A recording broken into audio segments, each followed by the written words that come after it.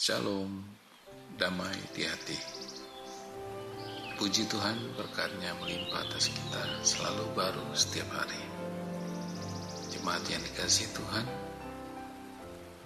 saat ini mari kita berdoa untuk mempersiapkan diri dan hati kita. Kami mengucap syukur pada hari ini. Kami bersyukur dapat punya kesempatan untuk merenungkan dan mendengarkan firman Tuhan. Layakkan kami, tolong kami untuk dapat memfokuskan diri pada perenungan firman-Mu saat ini. Amin.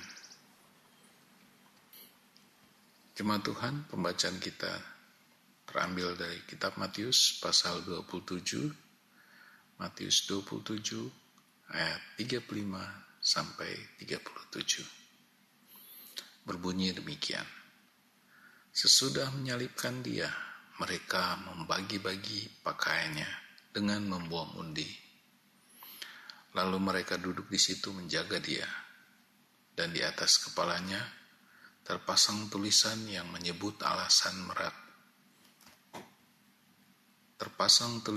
menyebut alasan mengapa Ia dihukum. Inilah Yesus, Raja orang Yahudi. Demikianlah pembacaan Alkitab kita.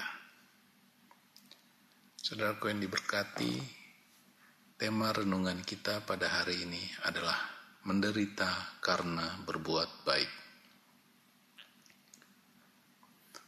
Bacaan kita pada ayat 35 menceritakan tentang pakaian Yesus Kristus dibagi-bagi oleh pasukan yang menyalibkan Dia. Pakaian Yesus dibagi dan mereka membuang undi.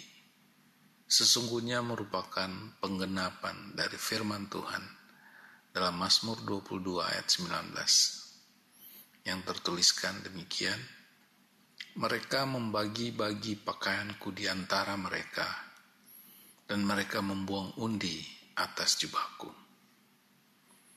Saudaraku, kehidupan Kristus penuh dengan penggenapan akan janji nubuatan yang telah diperdengarkan ratusan tahun, bahkan ribuan tahun sebelumnya. Pada ayat 37 dikatakan bahwa di atas kepala Yesus mereka memasangkan tulisan, inilah Yesus, Raja orang Yahudi. Sebutan itu sesungguhnya mengandung penghinaan besar terhadap seorang Raja orang Yehuda. Tapi ini pun merupakan penggenapan nubuatan. Dalam Mika pasal 5 ayat 2 dituliskan, tetapi engkau, hai Betlehem Efrata, yang terkecil di antara kaum-kaum Yehuda, daripadamu akan bangkit bagiku seorang yang akan memerintah Israel. Kedatangan seorang raja dari kaum Yehuda lahir di Betlehem juga adalah suatu nubuatan yang tergenapi. Walaupun dengan cara yang mengenaskan, dianggap memalukan mungkin bagi dunia. Seminggu sebelumnya, ia dielu-elukan naik seekor keledai muda, dielu-elukan sebagai anak Daud, raja yang dinubuatkan. Namun beberapa hari kemudian, ia diolok-olokkan, disalibkan, juga tetap sebagai raja, tetapi raja yang terhina. Ketaatan Yesus, walaupun menjadi olok-olok bagi dunia, merupakan ketaatan untuk menderita sampai mati di kayu salib.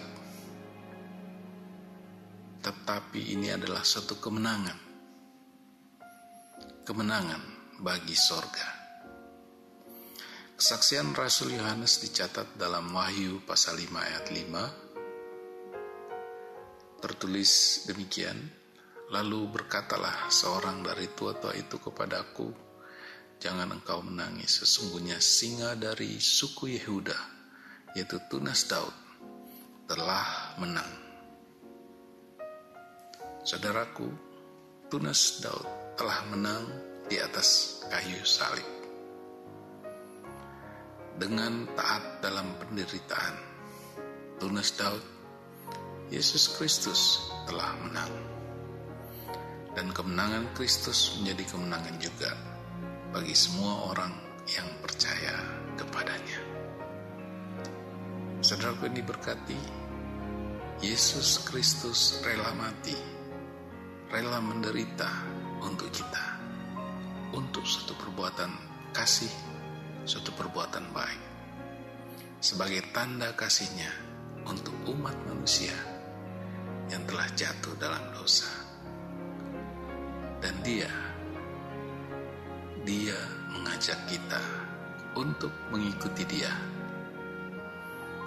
menjadi pelayan dalam kasih. Adalah satu bentuk pengorbanan. Karena itu banyak orang berdoa untuk punya hati sebagai hamba yang mau melayani. Tetapi lebih dalam lagi, seperti Kristus, bisa saja kita dituntun untuk menjadi korban persembahan yang menderita dalam perbuatan baik. Perlu kita renungkan apakah kita mau menjadi anak domba yang rela menderita untuk misi Kristus di tengah-tengah dunia ini. Saudaraku, hal ini bisa kedengarannya seperti hal yang menakutkan. Namun hal inilah yang telah dicontohkan para rasul, murid-murid Yesus. Mereka bukan hanya mau melayani, menderita, tetapi mau menjadi anak domba, menaruh nyawa untuk misi Kristus. Merekalah para martir. Saudaraku, banyak hal yang baik hanya bisa dicapai dengan membayar harga yang sesuai. Mengikuti Kristus bisa berarti berlawanan atau bertentangan dengan kepentingan pribadi kita. Mengikuti kehendak hati Kristus bisa berarti menyangkal keinginan diri sendiri, kerakusan diri. Merupakan suatu bentuk penderitaan tersendiri. Tapi saudaraku, makin kita mengikuti kehendak Kristus, kita sedang menolong diri sendiri juga.